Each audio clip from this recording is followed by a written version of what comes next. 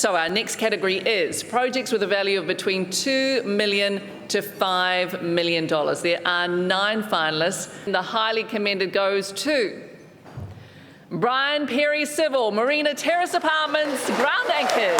Brian Perry Civil for Marina Terrace Apartments, ground anchors. Brian Perry Civil's innovative approach and determination to succeed delivered Southern Joint Ventures a solution to what other contractors said was an unbuildable design, to construct the Marina Terrace Apartments complex on a steep, unstable Wanaka site. 189 self-drilling anchors installed to 20 metres were needed for the permanent retaining system.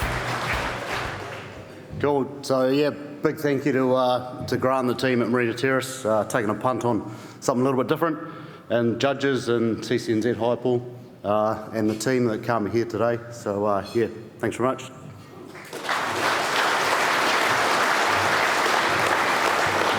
Well done, guys.